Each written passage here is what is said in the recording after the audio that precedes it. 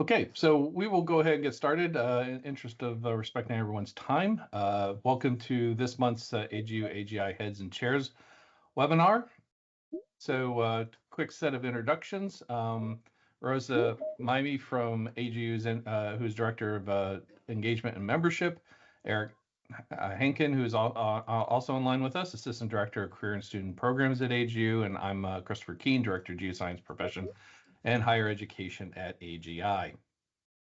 So today's webinar is Building Geoscience Workforce Skills and Awareness in Your Courses and Programs. And I will hand this now over to Karen and Ann to lead us again in this month's webinar. So there you go. Go ahead and take control. Great. Thank you, Chris, and hello, everyone, and welcome. I'm Karen Viskupik. I'm at Boise State University, and my colleague Ann Egger will be trading off talking today, but I'll get us started. So a little disclaimer to start. So despite talking about workforce preparation in this webinar, we don't think that the only purpose of a college education is to train students for jobs. There are many reasons to pursue a higher education, but most students in our programs will need to have jobs and want to have jobs. And so we want our students to be prepared to enter the workforce and to be successful once they get there. And of course, the planet needs a well-trained geoscience workforce. So in this webinar, we're going to focus on thinking about undergraduate students entering the workforce, but the same ideas, a lot of the same skills and the same kind of strategies and approaches that we'll talk about are relevant for preparation for graduate school and also for thinking about students who are in graduate programs also getting ready to enter the workforce. So we're going to start with a question about your experience in and with the geoscience workforce. And we'll have you use the little raise hand along the top bar of Teams. So to start with, raise your hand in Teams if you have had a geoscience job outside of academia. Looks like we've got 10. About 10? 11. 11. Okay. Okay, so maybe about a third. How about if you've had more than one geoscience job outside of academia? 6, 7. 6, 7, okay. So a bit fewer. And then how about if you currently collaborate with geoscientists who work outside of academia? Again, maybe about a third. So okay, thank you. Max. Yeah. 12, all right. And now if you would type in the chat, what percentage of students in your program who graduate with a bachelor's degree in geoscience go on to academic jobs or to graduate school with the idea of going into an academic job? And you might not know that exactly, but you can make it an educated guess. Okay. Okay, so it looks like a wide range of responses. Most on less than 10%, some of you as high as 25. Great. Okay, so we collectively as geoscience instructors and faculty have a lot of experience in academic jobs. Most of our students will end up going into non-academic jobs. And so we need some help, right? We need to do a better job kind of educating ourselves about what the workforce needs are and thinking about how to prepare our students to be successful. Okay, so why do Ann and I as academics have this focus on the geoscience workforce? Well, one, students and faculty generally have little awareness of career opportunities and then what skills are needed to be successful once you've identified career opportunities that are of interest. Bachelor level geoscientists actually represent the majority of the current geoscience workforce, and jobs for students or graduates with that degree of education are forecast to increase over the next decade and hopefully beyond as well. Geoscience jobs pay well, and they are available in many different industry sectors and in all across the country. So this is both great in that there are lots of opportunities for jobs in different places and in different fields, but it can also be a challenge in that students have trouble recognizing what those opportunities are and understanding how they might align with their own training and interests. And then also, of course, the geosciences community still needs to do a better job attracting and supporting students who express or have or might have an interest in the geosciences. Okay, so in this webinar, we have kind of a couple of parts. If we want to think about how we can prepare students for success in the workforce, first we need to understand something about what career opportunities are out there and what skills and abilities students will need to be successful in those jobs. So we'll talk about some research results there. And then once we have some understanding of that, we need to think about what we're doing in our programs and in our courses to help students develop the skills that they'll need, and then make adjustments as needed. So we'll share some resources and ideas there. And then, of course, so we can skip to the punchline a little bit. You're already probably doing a ton of things that help students develop the skills that they need, but students might not be recognizing that. So what can we do to help students recognize and claim those skills that they're developing in our programs so that they can communicate that to potential employers? So we'll share some ideas and resources there as well. Okay, so to start with, what skills do geoscientists need? I think you're probably all familiar with the Vision and Change in the Geosciences report that was published in 2021, which included a list of, among many other things, a list of skills that undergraduate geoscientists should be developing as part of their programs. And so this, I think, looks familiar. Lots of data skills, quantitative skills, communication, teamwork, field skills. And so this came from both a survey of academics and non-academics and workshops with geoscience employers. So we also wanted to come up with, investigate this, what are the skills that geoscientists need, but took a different approach, and that was to look at job advertisements for bachelor level geoscientists. So we collected job ads from online search engines using a defined set of keywords over the course of a year. And in order for the ads to be included in the data set, they needed to request or require a bachelor's degree in a geoscience or geoscience related field and have minimal experience required. And we limited it to jobs in the United States. So we had about 3,600 ads from over 1,000 different employers that were included in the data set. And so if we look at what are the sectors across which those jobs are found, it's a whole lot of places. It's a lot of ads from the federal government, environmental services, state and local government. The point here is that geoscientists are employed in a wide variety of industries and have many different job titles. And if we think about students who are entering our programs or just entering higher ed, what kind of jobs are they aware of in the geosciences? They might say things like mining or oil and gas, and those are, of course, important industries in the geosciences, but represent only a small percentage of the types of jobs that are available. Within those industry sectors, there are many, many different job titles that students might also be unaware of. And so this diagram is showing how those different job titles or occupations along the bottom part of the circle align with the industries in which we find those jobs. So for example, soil and plant scientists, which is in the light blue, all of those jobs for soil and plant scientists were in the federal government. In contrast, with a job title of a geologist in the dark green, those jobs were in many different industry sectors. So another way of showing to students there are lots of different types of opportunities for jobs in the geosciences.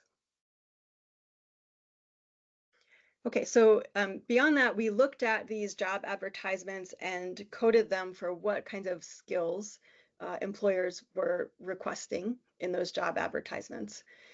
And so the most frequently requested skills in those ads were written communication, field skills, planning, and so on. You can see them listed here. So there's a lot of overlap with that list that we see in the Vision and Change document, but some new things show up here as well. And importantly, we'll come back to this later, 29% of the ads mentioned dispositions. So things like professionalism, desire to learn, attention to detail, integrity, things like that. This graph is showing, so it's plotting the total number of times each skill was coded versus the total number of ads in which it was found. So any of these symbols that are falling above that trend line show that the skill is appearing multiple times within a single job ad. So you see field skills, that's way up at the top of the graph. So that's indicating that jobs in which field skills are mentioned, they are mentioned many, many times. And you're probably interested in knowing more about those field skills, and I would point you to Greg Schaefer's paper that was published in Geosphere in 2023. That's open access, and you'll find more details about field skills in that paper.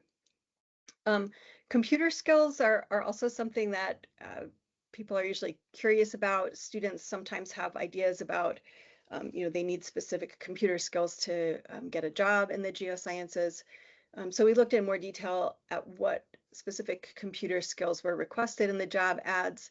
And most of them are basic computer skills like using Excel, making plots, using spreadsheets, things like that. Fewer of them include specialized software like ArcGIS, and then even fewer mention specific coding requirements like using Python or R.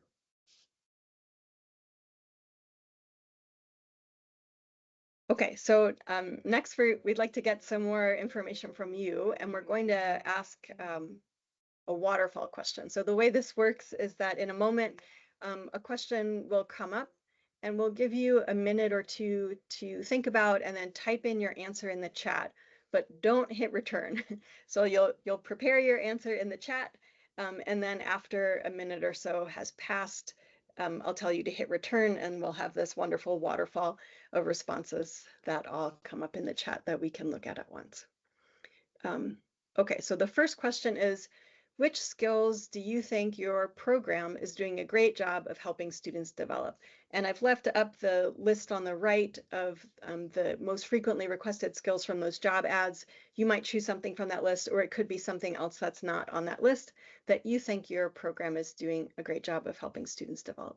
So I'll be quiet for a minute, and then I'll tell you when to hit return. Megan, you jumped the gun a little bit. That's okay. All right, it seems like we're ready to hit return. So if everyone can go ahead and hit return, and we should have a bunch of answers coming up. Great. Okay, so lots of things. It looks like field skills, data collection, teamwork, aspects of communication, GIS. Okay, a lot of communication, teamwork, field skills. That's great. And so those are all things that you're already doing well and that are important for the workforce. Okay, so now our next question is, which skills do you think your program could do a better job of helping students develop? So we'll do this the same way. Think about it, type in the chat, but don't hit return yet. We'll give everyone a minute to put their response in there.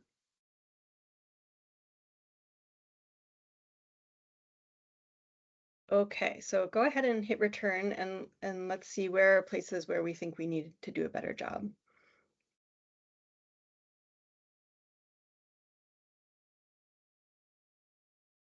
Okay, so some of the same skills, data analysis, communication, specifically to non-scientific audiences, project management,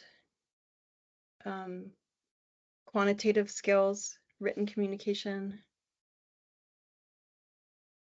Great. So in some cases, there's a bit of overlap between this list and the previous list, but a lot of similarities maybe in where we need help for helping our students develop the skills that they need. Great. Thank you. Okay, Anne is going to take over here. Okay. There we go. Okay, thanks for those lists. That's interesting to see. Also, kind of stepped out for a moment there. Right during the middle of Karen's presentation, we had a campus-wide alert test of our emergency alert system, so all my things started buzzing. Anyway, so we looked at all of these job ads. You know, we're making some assumptions when we're looking at those, especially when you look at those percentages and the graph that Karen showed with the number of times something was mentioned in an ad versus the number of ads. We were making an assumption that the most frequently requested skills are actually the most important when students are applying for a job or what they should be able to demonstrate when they're going into the workforce. So we wanted to dig into that in a little bit more detail. Is that in fact the case? So we decided it was to ask employers about that. We conducted an interview study to test that assumption and kind of ground truth or do an overall reliability check on those job ads.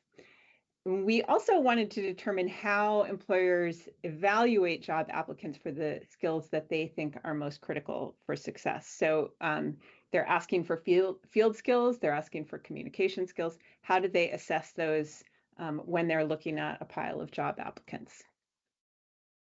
So we conducted a set of interviews with geoscience employers across sectors. You can see this is our list of interviewees across, there were 16 participants across sectors and a variety of different positions held. Importantly, these are people who are directly involved in the hiring process. They create the ads, they assess the application materials, they interview candidates, they hire them. They then work with the people that they've hired. So these are people who are right in the thick of it. And they represent, like I said, the full range of sectors and a wide spectrum of years in their position or years with their employers. So we've got people who have been in their positions for a few years up to several decades. So this is from a paper that is currently in review. It should be coming out very soon in the Journal of Geoscience Education. So I'm not going to go through all of the questions or the coding, but this is what came out of those interviews. And the first thing that employers are looking for or expecting from candidates is sort of background knowledge, general knowledge. So this is both broad background in geoscience, or this is a broad background in whatever field they're working in, but they have not only an expectation, but often a preference for on-the-job training and some of the specific knowledge and skills that they'll be using in their particular job. So these are some of the quotes that came from our participants, again, across sectors. So they're looking for a broad background. As long as they have the degree and understand the language, anything is trainable. So they need that baseline, but can be built up to the job. A lot of the technical stuff can be taught, but they need some background. And they like teaching them our way of doing stuff. That's sort of the knowledge expectation coming out of the degree program.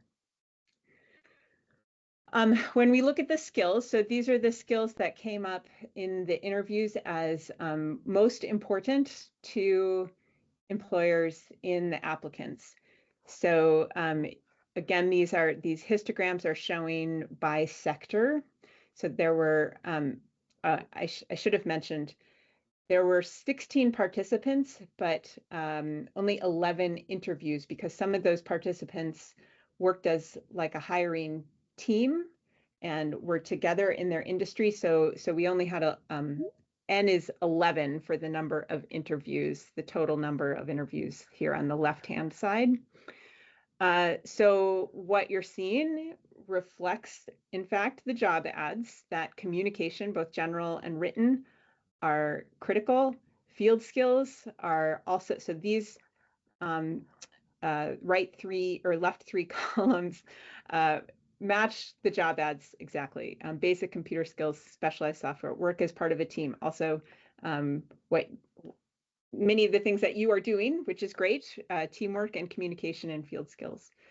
When we look at those by the number of times they were mentioned, so the number of codes means they might have said it a number of times in one interview. We again see a similar pattern to the job ads, that communication is mentioned multiple times per interview. Field skills are mentioned multiple times per interview. And it's this same top 6 that come up in those two lists, both per interview and per code. So some of the quotes that come from that, report writing, the bread and butter of what we do. So that technical writing, this is somewhere where our programs might focus on communication, even written communication, but not necessarily report writing. Who knows? So that's something to think about. Being able to do field work, collect data in the field. Lots of calculations using spreadsheets. So not necessarily high-level coding or computer skills, but basic spreadsheet use. And the teamwork mentality has to be pretty strong. So dispositions, Karen mentioned those in the ads, and that also came up quite strongly in the employer interviews. For field skills, were there specifics? Yes, there were. I think there were. It was also generally, in some cases, they wanted people to have experience of all of the things that go along with being in the field. So not necessarily you need to know how to make a geologic map, or you need to know how to collect well log data or monitor this thing, but the whole experience of all of the uncertainty that comes with natural data out in the world, and what it means to conduct field work and the nature of field data, I think probably came out more strongly than any particular skill. Karen's nodding, so good. Okay, so dispositions, I want to back up just a second and talk about what they are. So you might have heard of them also as soft skills or interpersonal skills, maybe durable skills or transferable skills, habits. So these are not geoscience knowledge or knowing how to make a geologic map. This is things, they're internal attributes or attitudes or values, but they're related to action. They stimulate action in how a person behaves in their lives, but also on the job. So they're linked to and reliant on that knowledge and skills, even if they're not specific to the knowledge and skills. And importantly, I think some people think that these are just the way you are or are not, but dispositions can be learned, which means, of course, they can be taught. So that's why we're thinking about them in the context of the curriculum. So these are the 10 dispositions that we are considering relevant to the geoscience workforce. So this comes from 2 places. One is the job advertisements and the research that we already mentioned. The 29% of ads that had dispositions included these. And then we supplemented that with literature from other fields. And this also is work that's in review for Journal of Geoscience Education. So these 10 dispositions, and I'm going to put up the descriptions for just a second and let you take a look at those. You might have a sense for what these words mean already, but I'm just going to let you read that for a moment. They're not in any particular order, I'm sorry.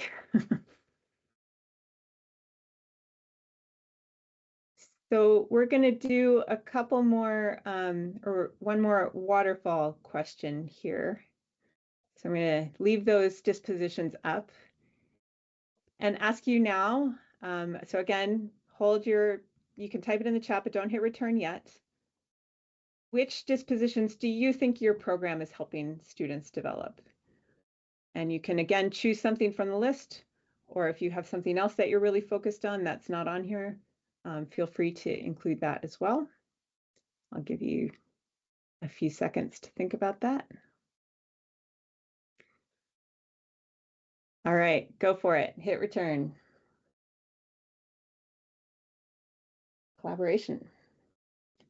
Many, that's great. Collaboration, or lots and lots of collaboration. That goes with teamwork, right? So I think you're that's probably a strong connection between those. Attention to detail. Martin, I would love to hear how you're doing that. That sounds great. Desire to learn. Also another one I'd love to hear more about what you're doing. Those are, I think, somewhat challenging. Work ethic, integrity is great. Okay. Thank you. That's really great to hear. So this is what employers said about dispositions.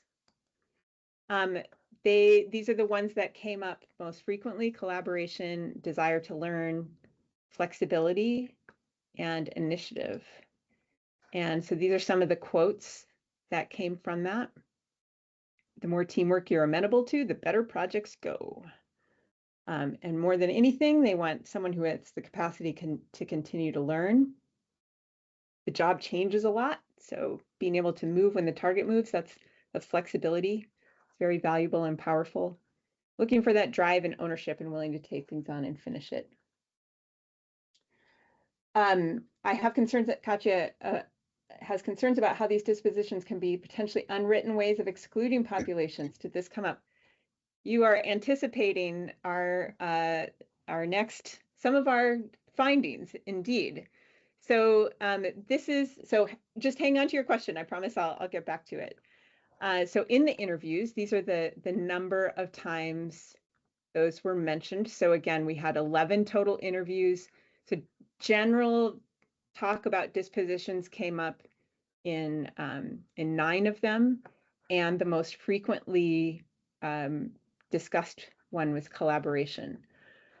So despite the fact that none of these bars go up to 11 on the left-hand side, every employer that we talked to mentioned at least 2 different dispositions. And if you look at the numbers here, you might not remember back to that skills diagram, but the top 5 dispositions, collaboration, desire to learn, general dispositions, flexibility, and initiative, were mentioned almost as frequently as the top 5 skills. Just a few, just a little bit less frequently. So what we're seeing from the interviews is that dispositions are as important, if not more important, than technical skills. And that means that they're much more important than their frequency in the job advertisements suggest.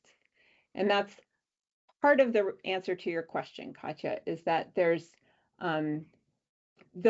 these dispositions aren't in fact always written in that job advertisement, so may not be obvious to students. And we did a little bit, we did not dig into the second part of your question, that excluding populations that may not represent the current workforce. But that is a major concern, and it's something that we think of as having the potential to support on the curriculum and program side, is helping students navigate that those expectations. So I'm going to send it back to Karen for our summary so far. Okay, great. Thanks, Anne. So our summary so far, there are lots of different jobs that are available to bachelor level geoscientists, and these are across many different types of industries and across the country. And we have an idea of what skills and dispositions students will need to enter into those jobs and be hireable. But what do students know about this? And I think this speaks to Katja's question as well, right? Do students know that they're going to need to be able to demonstrate flexibility or a desire to learn in some way as part of the application and interview process? So how can we do a better job of making skills, workforce skills and opportunities visible to students in what they're already doing in our program? You've already identified lots of things that your programs are doing well.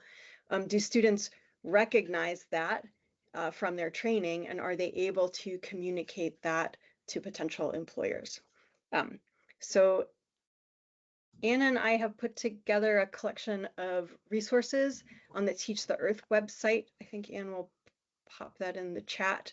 There it is. I have a hard time finding direct links or remembering where they are. So if you search for workforce skills in the Teach the Earth portal, you will be led to this set of resources. Okay, and so this new set of pages has 4 parts, and we'll go through in detail, especially some examples of strategies, but just to give you an idea of what you'll find in those websites. The Getting Started page has a bunch of the same information that we just shared about skills, but also information about professional licensure, which is another area that students often don't know about, but that we heard from employers. If students are are thinking about sitting for the fundamentals of geology exam, or at least know something about professional licensure, that's to their benefit. Some information about federal agency requirements, some ideas for how you might get to know your own alumni, what they're doing, what their interests are. So thinking about how to tailor your program to the interests and needs of your own students. And then links to some helpful resources from the Department of Labor. So that's what you'll find in the Getting Started section. But we wanted to spend most of the remaining time thinking about the strategies section. So we've divided the strategies into 3 categories. So strategies that are related to building students' awareness of geoscience jobs and careers. Strategies for how you might connect in your courses, in extracurricular activities, so both curricular and co-curricular aspects of your program. How can you connect to workforce skills and what you're doing? And then strategies to help students reflect on, prepare for, and communicate their workforce readiness. Okay, so each of these strategies includes an overview and some brief examples, some reasons why you might choose to use that strategy, tips for success, and then links to resources for more information. Back to Anne. I think this is me, yes. Okay, so we wanted to think about this specifically in your role, and I know not everyone in this webinar is in this role, but thinking about it as a department or a program head. So, one simple thing is just pointing your faculty to this resource. There are lots of things on the website to do in individual courses, or things to think about for individual courses, and any instructor can decide to implement them. It doesn't have to be a single course focused on careers. It doesn't have to be a capstone. It can be, any course from intro to SED-Strat to structural geology, whatever. So, but you can also, of course, lead the effort in your department or program to think about how to build these skills into the entire program in a coherent fashion. We'll talk a little bit about one of those strategies. And that can involve thinking about both curricular and co-curricular activities. So, as someone who has a position within a university that's more connected to other departments or to other programs on campus, you might have the opportunity to think about how to integrate those things together. So we're going to talk about a few of these strategies in particular and think about what you can do about them if you're in a role as a department head or chair. So these are the 4 that we'll talk about, and we're going to start in the middle, actually, with the across the degree program, and then a little bit about learning outcomes, and then go to either side on the career planning course and career path. So addressing skills and dispositions across the degree program. So not all of these, whether they're geoscience skills or workforce specific or dispositions, not every single one needs to be practiced in every single class or experience. You know that already, but as a leader within your department, you can help your faculty coordinate which skills are developed in which classes, and so that you end up with students end up with a coherent set and a complete set by the time they reach the end of the degree program. So a common way to do this is a very simple example, but you can use a matrix of some kind to design how students build their skills and dispositions throughout the program.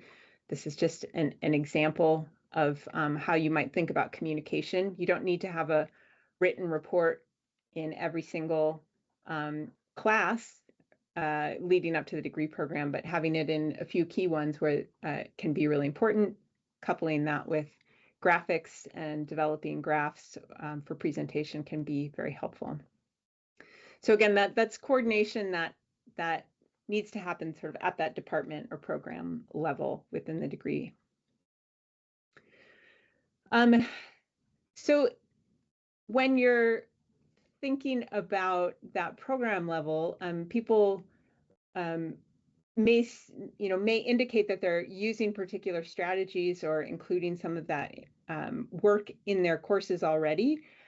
If it's not in the learning outcomes, it might not be obvious to students that it's there or that it is explicitly connected to the workforce.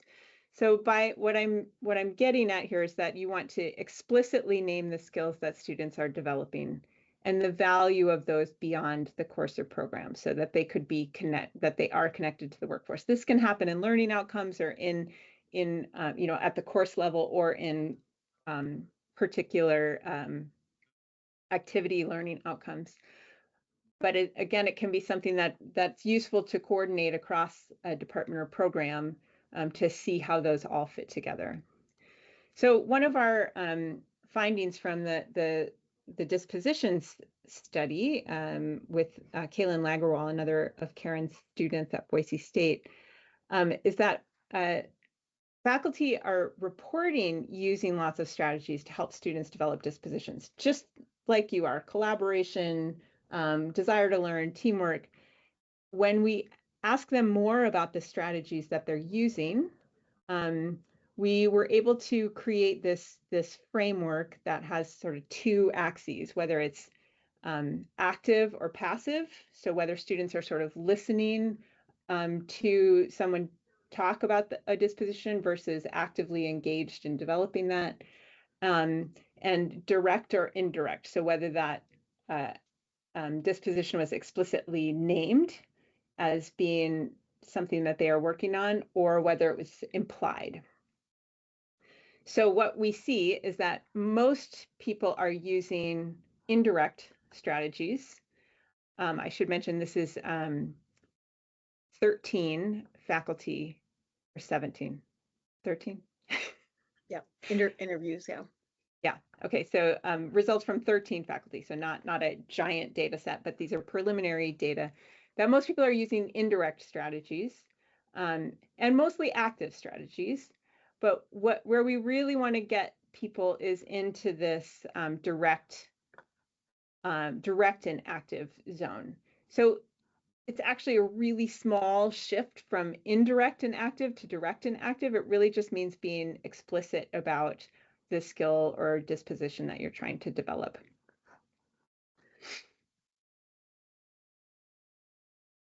Okay, and Karen, I'm going to give this back to Karen because this is her course. Right. So one of the other strategies that we talk about in the set of resources is offering a career planning course, or it doesn't need to be a whole course. It could be a series of workshops, or you could embed a bunch of activities in a set of classes that all students take. So in this example at Boise State, I teach a 1-credit class for sophomores, early juniors, the idea being that students would take this class in career exploration and planning early enough in their degree program that they have time to use what they learn and think about to make choices during the rest of their degree program that would suit their needs. I've taught this class for, I think, 5 years, and as of this year, it will be required for all students in our BS Geoscience degree program. You can see the learning outcomes there. Some of the activities that are in the web pages are things that I do in my class. And I'm happy to share resources from this class. Oh, I forgot one slide. So these are some quotes from students at the end of that career planning course. This was from a focus group that was led by a colleague of mine in the College of Education here. And so one of the key findings from that focus group was that before the class, students really didn't know what kinds of careers were available to them, and that understanding what the possibilities are increased their confidence that they had chosen the right degree path, and their motivation to finish, right? They're in the right place, they can do it, there are things available to them, and right, they're feeling good. So that's a positive outcome. If you don't have the bandwidth in your workload to teach such a class yourself, there is an asynchronous online short course that is put together by EarthScope called Unearth Your Future. This has so many great resources that it's really comprehensive. There's lots of great stuff. And it's set up so that you could assign pieces of this as part of courses that you're already teaching.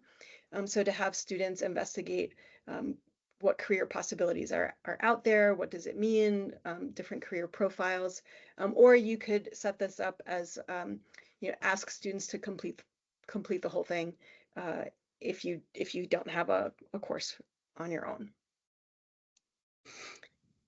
Outside of courses, you might have a seminar series, or you might have visitors that come speak to your students. When that happens, you can ask visitors to talk about their career and their career path. So when I was running the seminar here, I would ask visiting speakers to just start their talk with a little bit about themselves and their career path and how they ended up where they are. And most visitors were really happy to do that, and student responses to that were really positive. If that doesn't happen, or you can be the person who asks at the end of the talk, can you tell us a little bit more about how you got to where you are? So this is helping students, a strategy that would help students to see not only what careers are available, but what does the pathway look like to get there? And you can imagine they're not always clear or straight. Okay, and so also on the website, we have a growing collection of activities that are related to incorporating skills or career awareness and preparation into your programs and courses. And so there's a few examples listed there. Also, we know that all of you are doing great things, and if you have activities that you would like to add to this collection, we would love to highlight what you're already doing. Maybe Anne can put a link in the chat. If you haven't gone through this process of submitting an activity to the Teach the Earth website, it's straightforward. There's a form that kind of leads you through what kind of information is needed to kind of populate. You'll have a web page created for the activity that you submit. Also, there's a community contribution tool. So if there is an activity that is already on the website and you do something similar, or you use it in a slightly different way, you can submit your own modifications to that activity or other ideas for how you might build on what's already there. And then last but not last, because we want time for questions. If you're interested in thinking more about how to help students with career preparation in your program, NAGT's Traveling Workshop Program offers us a single 2-hour virtual workshop about connecting courses and curricula to the workforce, and that can be tailored to your department or program. A session on that can also be incorporated into a larger traveling workshop that's more focused on strategic planning and building a strong program overall. And also put a link to the TWP in the chat there. And then I think at that point we'll open it up to questions that you have. Terrific, thank you. And I guess if you want to raise your hand to ask a question, or if you want to put it in the chat, we can work either way. So while we wait for some questions, I liked your key point, and just sort of as an example about asking guest speakers about their career pathways. So actually, BP and Total for a while had a structured program where they had all of their technical professionals and technical managers actually map it out in detail, and then used it with their junior employees so they could actually see the progress to get to the kinds of positions and work that they were interested in. And it's always been a fascinating construct to me, particularly like if you could get alumni, to sort of be able to do the same kind of thing, so students can see they're coming from some relatively similar base and sort of what those pathways actually look like and the experiences they need to do. So I thought it was interesting, and I'm just sort of curious, when you've done that, for like students and stuff, have there been some good aha moments you could discuss, that sort of maybe accelerated their thinking? Yeah. So this is something we do really regularly in our seminar here at Central Washington University. Some of you might have even come across our live streams of those seminars, and we just had one last week. We try to have some of those people coming back be alumni, and the one last week was someone who majored in geology and is now working in part as an archaeologist and is working for PNNL, Pacific Northwest National Lab, and had such a wandering path to that point. And I think, I mean, what I've heard from a lot of students is that they really appreciate hearing that taking a job leads to other things, that the first job you have that is not going to be the last, and that they hear about, oh, well, I got my degree and I didn't know what to do, so I took a job doing this, and on that job, like, I learned about this and I got really excited about that, and then I wanted to go back to graduate school, or then I wanted to work for the state, or hearing that that complicated pathway, and that you experience things along the way that send you in a new direction or get you excited, has been the most impactful. I mean, it just happens over and over again, because honestly, that's basically everyone's path in one way or another.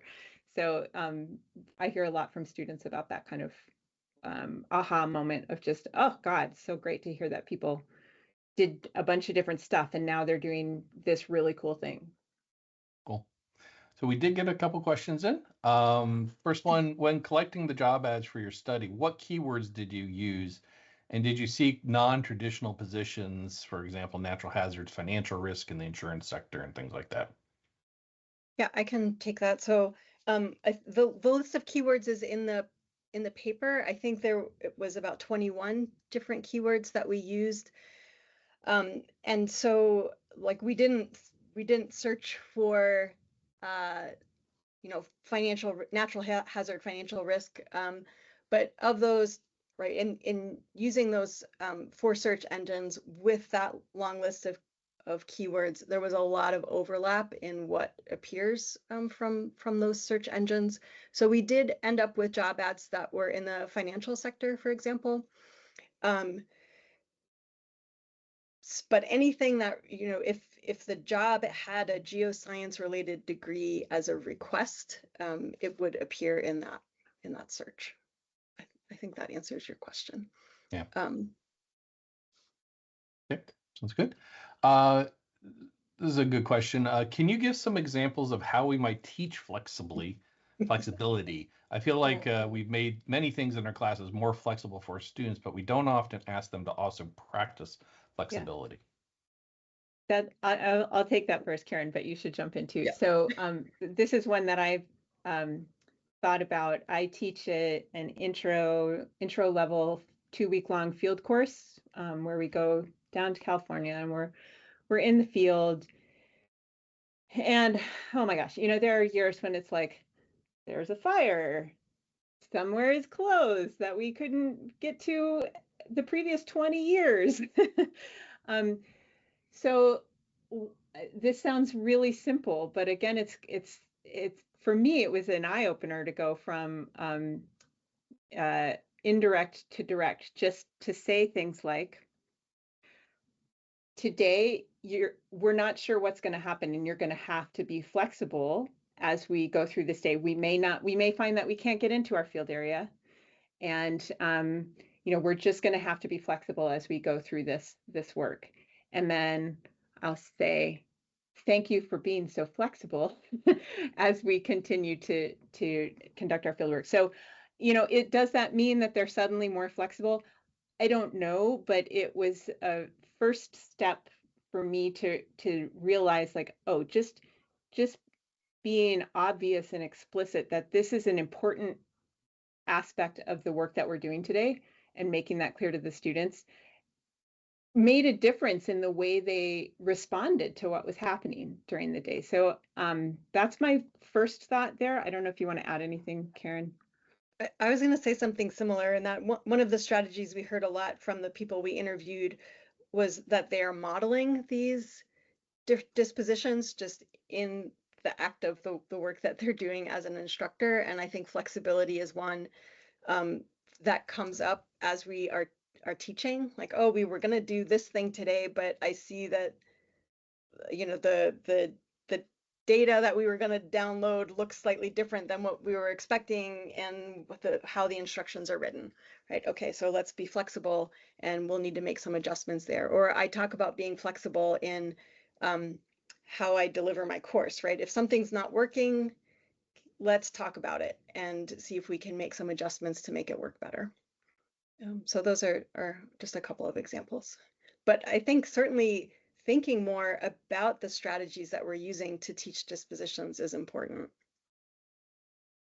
Yeah, that's good. Another question. We tried a career course in 2024 for our juniors, and it worked well with about 12 students, 1 credit course. But this fall, we only had 2 students register and can't figure out why. I'm thinking about making it required and also earlier in the program, which I think was a great idea. But can you discuss how you incorporated and compensated in faculty workload to do this?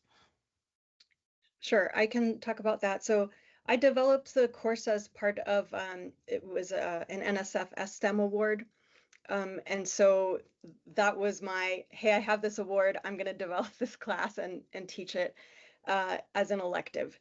And I would say enrollment on the low side when it's been taught as an elective, anywhere between 7 and 14 or 15 students. But the value of that class to the students who enrolled, they did a good job of communicating that. And so the rest of my department decided that it would be a good idea to make that a required class. So I expect I haven't taught it yet in the realm of it being required. I expect enrollment will go up. But that was something that came about from the perceived value on the part of the students and other faculty in my department. So in terms of compensation, it's just part of my teaching workload now. That sounds good. Wanted to ask whether employers expect students to have experience with specific technological tools. Also, during your interviews with employers, did any of them mention the importance of being skilled in AI tech, or did they express concerns about its use? AI did not come up at all in the interviews. And maybe if we conducted the interviews right now, there would be a different result, but that didn't come up.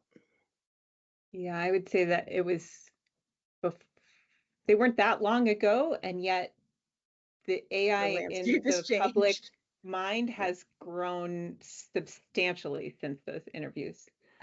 But I guess I would also say that based on the other things we heard in the interviews, like if there is a specific way that an employer wanted an employee to use AI or specific AI tools that they were using, I imagine that would be something that would be counted more in this technical skills area where they might want to provide the training for how specifically employees are expected to use AI. But that's a guess. No, it's good. Yeah, so mostly just thank yous and congratulatory notes for terrific work. No, I think this is all very interesting, and certainly gels with all kinds of conversations that are out there. So Yeah, it's good to see the to get this out and keep the conversation going. If we have a minute here for one last question. If someone has something burning, just quickly raise your hand or pop it in. Otherwise, we will be saying thank you to our speakers and thank you to all of our attendees, and hope you all have a wonderful weekend. thanks everyone. Yeah, Really thank you, appreciate it. everyone.